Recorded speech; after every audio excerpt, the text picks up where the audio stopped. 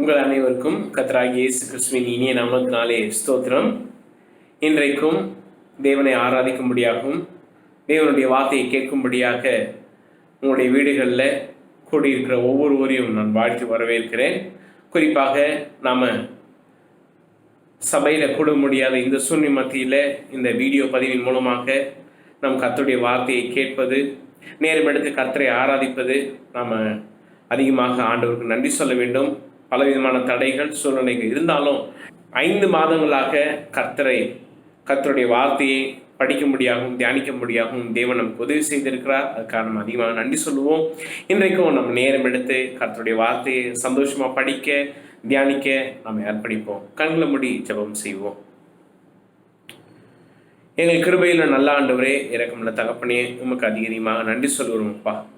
கடந்த 5 மாதங்களாக கர்த்தாவே எந்த ஒரு தடையும் இல்லாமல் இந்த வீடியோ பதிவின் மூலமாக உங்களுடைய வார்த்தையை கேட்கும்படியாக நீர் உதவி செய்திருக்கிறேன். நன்றி சொல்லுகிறோம். கர்த்தாவே, எங்களுடைய வாழ்க்கையில் நீர் உம்முடைய கிருபையையும் உம்முடைய இரக்கத்தையும் தந்து நாங்கள் தொடர்ந்து உம்முடைய உறவில் வளரும்படியாகும், உம்மை நம்புகிற அந்த நம்பிக்கையில் விசுவாசத்திலே உறுதியாக நிலைத்திருக்கும்படியாகும் உம்முடைய வேத வசனத்தை கொண்டு நீர் எங்களை வழிநடத்துவதற்காக நன்றி. இன்றைக்கும் நாங்கள் ஏறெடுக்கிற இந்த ஆராதனை ஆண்டவரே, எங்களுடைய வீடுகளில் நாங்கள் இருக்கிற இடங்களில் உம்முடைய வார்த்தையை கேட்டு ஆண்டவரே உம்முடைய நாமத்தை துதிப்பது, ஜெபம் செய்வது எல்லாம் உமக்கு பிரதியாக இருக்கும்படி நீரே அனுகிரகம் செய்யும். இன்றைக்கும் நாங்கள் நேரம் எடுத்து படிக்கிற உம்முடைய வேத வார்த்தைகள் ஆண்டவரே எங்களுடைய உள்ளத்தில் அந்த மாற்றத்தை, இன்னும் ஆழமான விசுவாசத்தையும் உம்மை உறுதியாக பாடி புகழும்படி உம்முடைய நாமத்தை உயர்த்தும்படி நீர் உதவி செய்யும். இயேசு கிறிஸ்து மூலம் ஜெபிக்கிறோம் எங்கள் ஜீவன் நல்ல பிதாவே, ஆமென். இன்றைக்கும் நாம் நேரம் எடுத்து கர்த்தருடைய வார்த்தையை நம்ம படிக்க தியானிக்க நம்ம முற்படுவோம். நம்ம இன்றைக்கு படிக்க போகிற பகுதி சங்கீதம் 103. நம்ம கடந்த மாதமும் சரி கடந்த வாரங்களில் சங்கீத புஸ்தகத்திலேருந்து நம்ம படிக்கிறோம், தியானிக்கிறோம். இந்த சங்கீத புஸ்தகத்திலேருந்து நம்ம படிப்பதற்கான காரணங்கள் பல உண்டு. இந்த சங்கீத பகுதிகளில் வாழ்க்கையினுடைய போராட்டங்கள், கஷ்டங்களை குறித்து அநேக காரியங்களை நம்ம இங்கே பார்க்குறோம். எப்படிப்பட்ட சூழ்நிலையை இந்த சங்கீதக்காரர் கடந்து வருகிறார், வாழ்க்கையினுடைய போராட்டங்கள் என்ன, பலவீனங்கள் என்ன, எல்லாவற்றையும் நம்ம பார்க்குறோம். அது மாத்திரமல்ல, தனிப்பட்ட விதத்தில் ஒரு சொந்த மனிதனுடைய வாழ்க்கையில் இருக்கக்கூடிய அந்த பிரச்சனைகள், அவனுடைய பலவீனங்கள், எப்படி ஆண்டவரோடு இணைந்து செயல்படும்படியான அந்த உறவு, இதை குறித்தும் நம்ம இந்த சங்கீத பகுதிகளில் நம்ம படிக்கிறோம். அது மாத்திரமல்ல, சங்கீதக்காரர் ஒவ்வொரு முறையும் கஷ்டங்கள், போராட்டங்கள், பிரச்சனைகள் என்று சொல்லும் பொழுது நேரம் எடுத்து கர்த்தரை நோக்கி ஜெபம் பண்ணுகிறார். ஸோ ஜெபத்தை குறித்தும் நம்ம இந்த சங்கீத பகுதிகளில் அநேக இடங்களை நம்ம வாசிக்கிறோம். எல்லாவற்றுக்கும் மேலாக சங்கீத புஸ்தகம் என்று சொல்லும் பொழுதே ஆண்டவரை துதிக்கும்படியான அநேக காரியங்கள் இந்த ஒரு புத்தகத்தில் நம்ம பார்க்க முடியும். ஸோ இது போல் இந்த சங்கீத புத்தகங்களில் அநேக காரணங்கள், அநேக காரியங்கள் அடங்கி இருக்கிறது. இதை நாம் ஒவ்வொரு வாரமும் ஒவ்வொரு காரியத்தை நம்ம வாசிக்கும் பொழுது, நாம் தியானிக்கும் பொழுது கற்றுக்கொள்கிறோம். இந்த சங்கீதம் 103 நம்ம படிக்கிறோம், இன்னைக்கு தியானிக்க இருக்கிறோம். இதில் இந்த சங்கீதக்காரர் தன்னுடைய சொந்த வாழ்க்கையை நேரம் எடுத்து சிந்தித்து பார்த்து தன்னுடைய பிரச்சனைகள், தன்னுடைய வாழ்க்கை, தன்னுடைய ஜெபம், தான் ஆண்டவர் எப்படி துதிக்கிறேன் என்பதை குறித்து இன்னும் ஆழமாக இங்கே வெளிப்படுத்துகிறார்.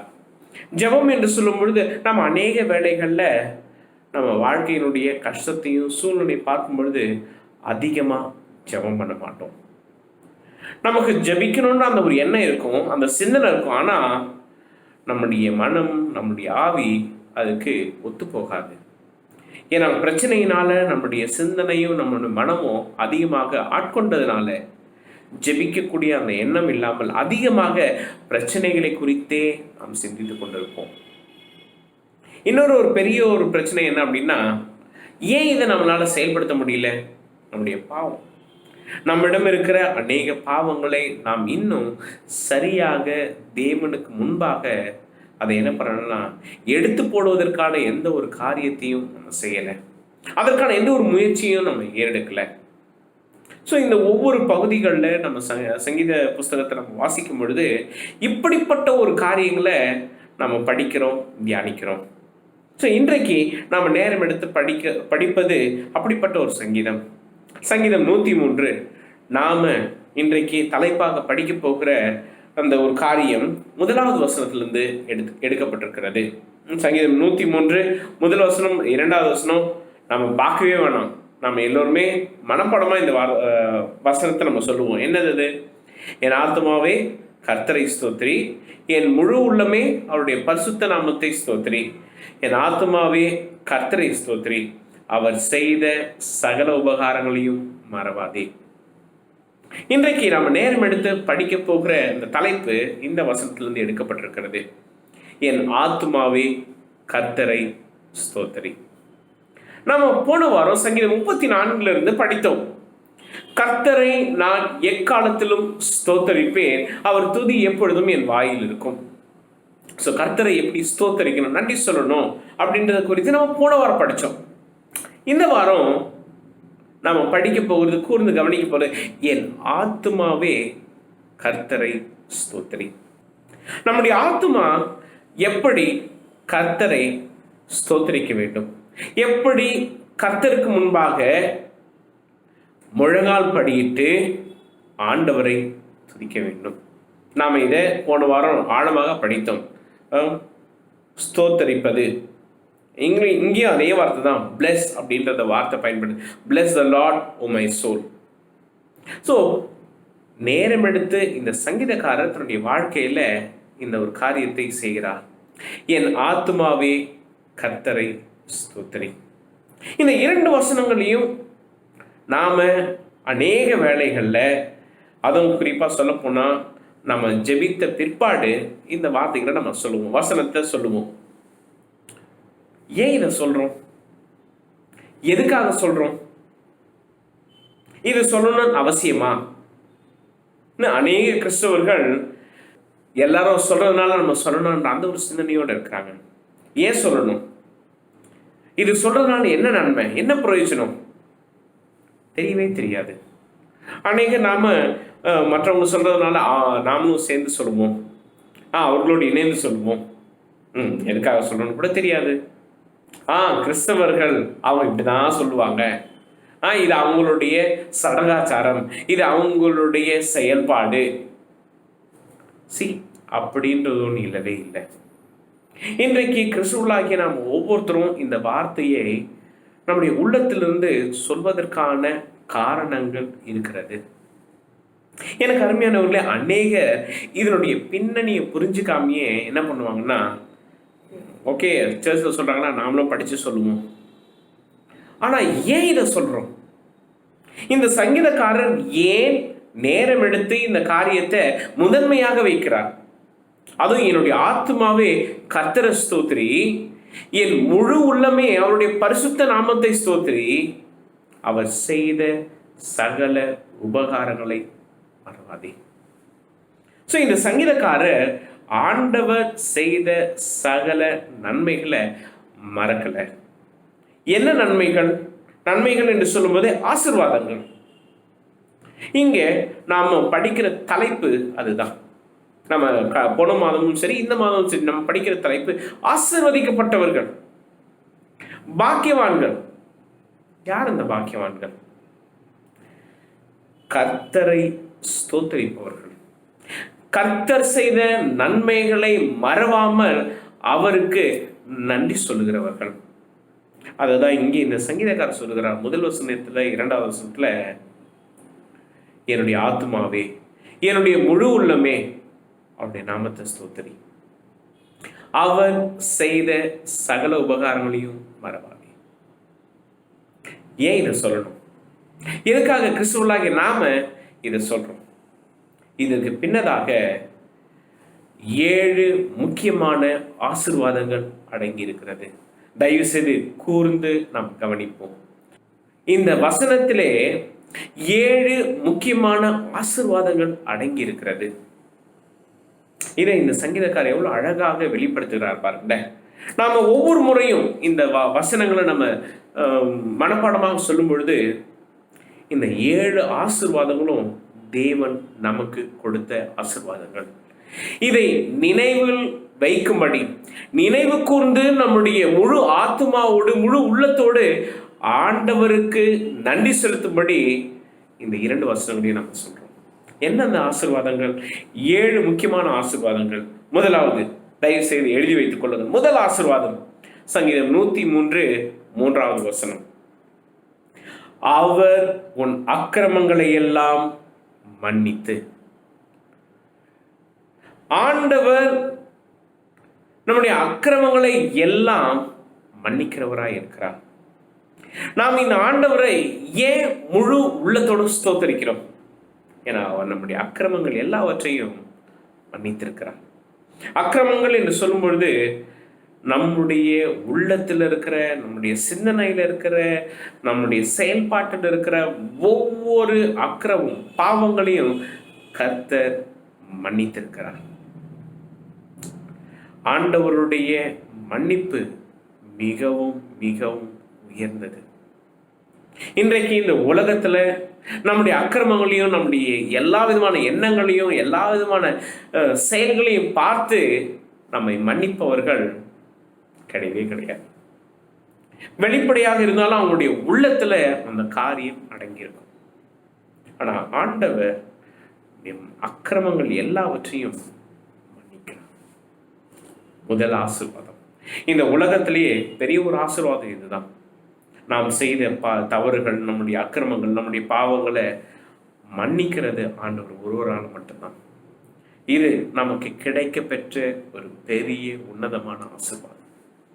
நீங்க சொல்லலாம், அநேக காரியங்களை வைத்திருக்கிறதுனால, அநேக பேர் புகழ், அநேக படிப்பு, அநேக அந்தஸ்து, இதெல்லாம் ஆசீர்வாதம்னு நினைக்கிறோமா?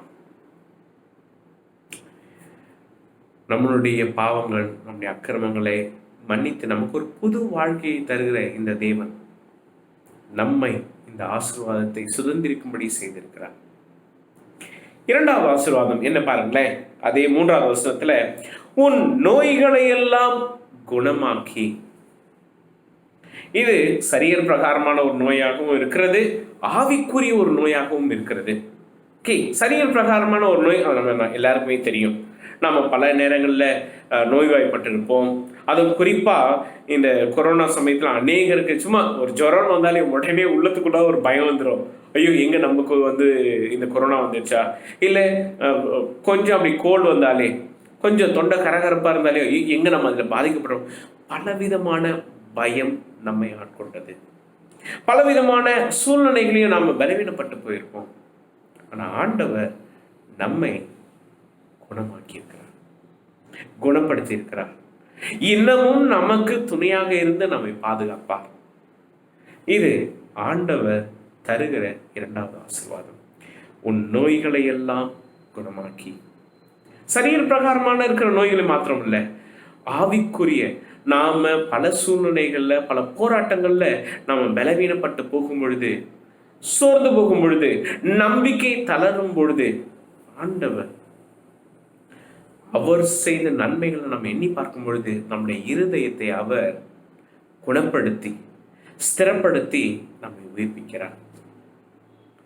அடுத்தது 3வது ஆசீர்வாதம் பாருங்களேன். உன் பிராணனை அழிவுக்கு விலக்கி மீட்டு. இந்த வார்த்தை எனக்கு உண்மையிலேயே ரொம்ப ரொம்ப ரொம்ப இந்த 4வது வசனம், உன் பிராணனை அழிவுக்கு விலக்கி மீட்டு.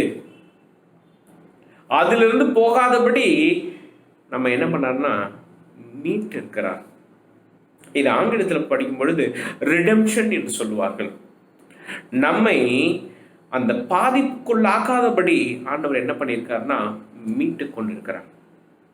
நாம் நம்முடைய பாவத்தினால, நம்முடைய துர்ச்சையினால நமக்கு தண்டனை கிடைக்கணும். ஆனால் அந்த தண்டனையிலிருந்து ஆண்டவர் நம்மை மீட்டெடுத்திருக்கிறார். இது உன்னதமான ஒரு ஆசீர்வாதம்.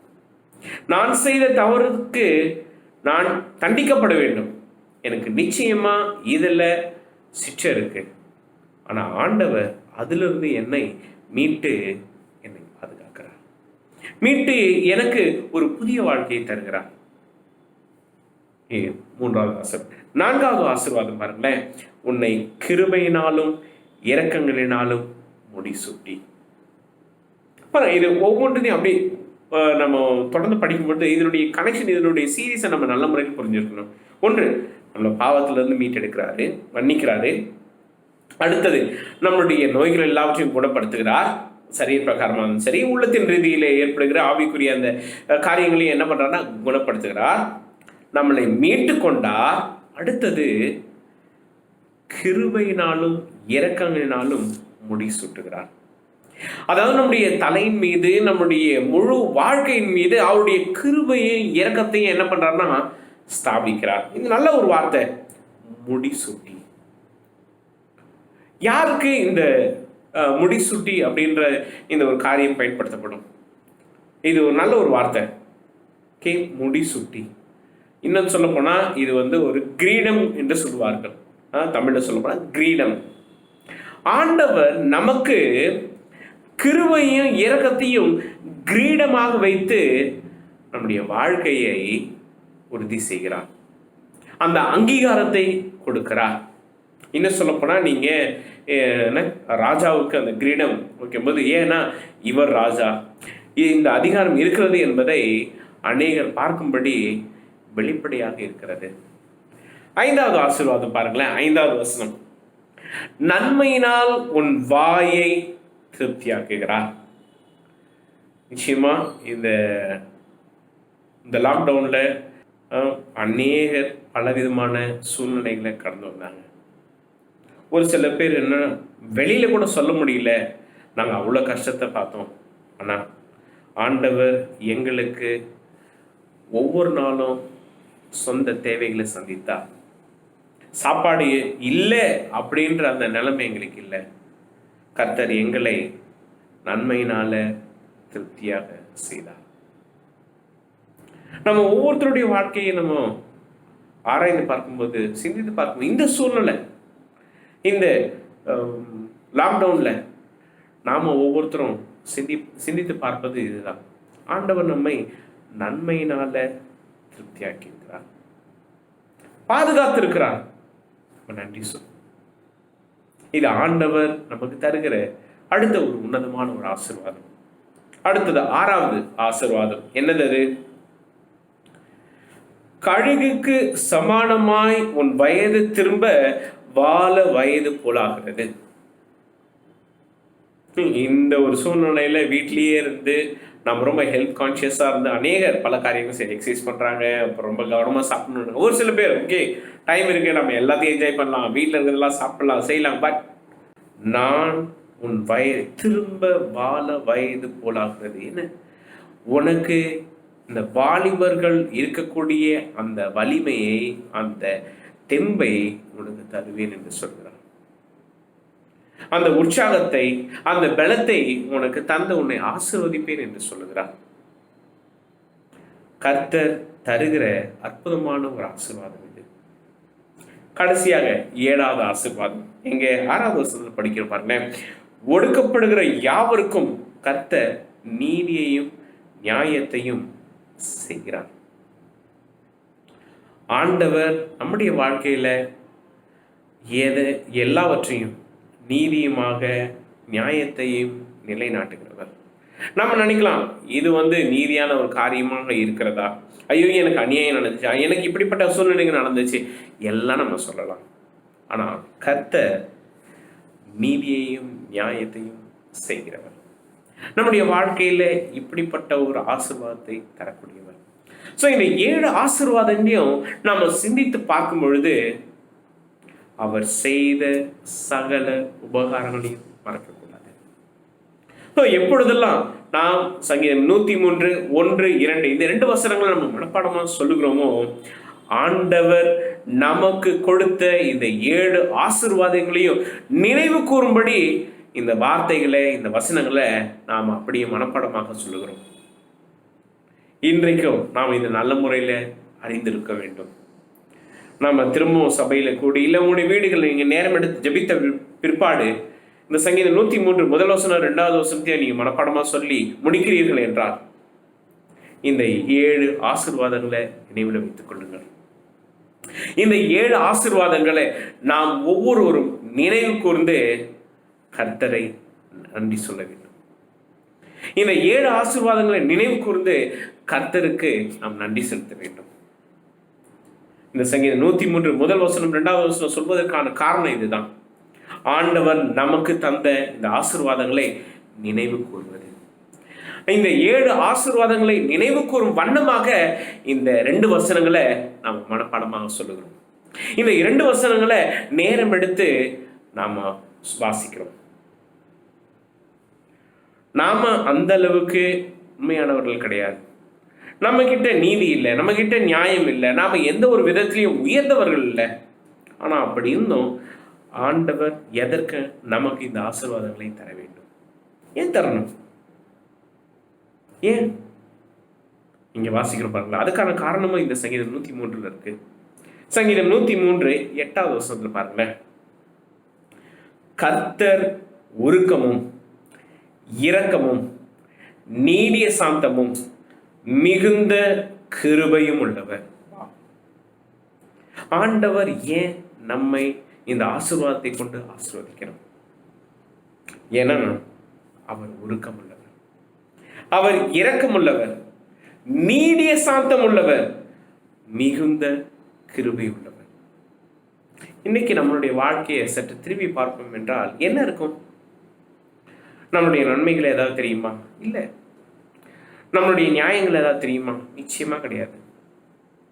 ஆனால் நம்மளுடைய வாழ்க்கை ஆண்டவருடைய உருக்கம், ஆண்டவருடைய இரக்கத்தினால, ஆண்டவருடைய மிகுந்த கிருபையினால, அவருடைய நீடிய சாந்தத்தினால நிச்சயமா சொல்ல முடியும்.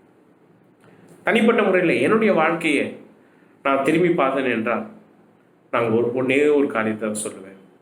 ஆண்டவருடைய இரக்கம், ஆண்டவருடைய அளவில்லாத இரக்கம். இன்றைக்கும் தேவனுடைய சமூகத்தில் தேவனுடைய செயல்பாடுகளை இருக்கிற அப்படின்னா ஆண்டவருடைய சுத்தமான இரக்கம். இதற்கு தகுதி இல்லை, எந்த ஒரு விதத்துல என்கிட்ட நியாயம் இல்லை, எந்த விதத்திலையும் நான் நல்லவனே இல்லை. ஆனா ஆண்டவருடைய இரக்கத்தினால, ஆண்டவருடைய அற்புதமான கிருபையினால, அவர் என் மீது நீடிய சாந்தம் உள்ளவராக இருக்கிறதுனால இந்த ஆசீர்வாதத்தை பெற்றிருக்கிறேன். நான் மட்டும் இல்லை, ஒவ்வொருத்தருமே இயேசுவை ஏற்றிருக்கிற ஒவ்வொருத்தருக்கும் இந்த ஆசீர்வாதம் உண்டு. ஆண்டவரை நம்புகிற ஒவ்வொருவருக்கும் இப்படிப்பட்ட ஒரு காரியங்கள் இருக்கிறது. நம்முடைய வாழ்க்கையில் இந்த ஆசீர்வாதங்கள் எப்படி கிடைக்குது? Very simple and straight forward. நம்மிடம் எந்த ஒரு நீதியும் கிடையாது. ஆனால் ஆண்டவருடைய உருக்கம், ஆண்டவருடைய இரக்கம், ஆண்டவருடைய நீடிய சாந்தம், மிகுந்த கிருபை. அது மாத்திரமல்ல, அடுத்த 9வது வசனம் பாருங்க. அவர் எப்பொழுதும் கடிந்து கொள்ளா, என்றைக்கும் கோபம் கொண்டிரார். ஆண்டவருடைய கோபம் எப்பொழுதும் இருக்காது. ஏன்னா அந்த அளவுக்கு நம் மீது இரக்கத்தையும் நீடிய பொறுமையையும் காண்பிக்கிறார்.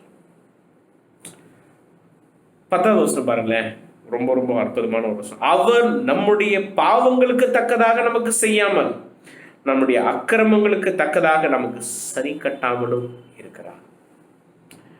இன்றைக்கு இந்த உலகத்தில் இருக்கிறவங்க எல்லாருமே கண்ணுக்கு கண், பல்லுக்கு பல், நீ இதை செஞ்ச நான் அவங்களுக்கு திருப்பி செய்வேன் அப்படின்னா, ஆனால் ஆண்டவர் நம்முடைய அக்கிரமத்துக்கு, நம்முடைய பாவங்களுக்கு தக்கதாக திருப்பி செய்யாம நன்மையினால நம்முடைய வாயை திருப்தியாக்கி இருக்கிறார்.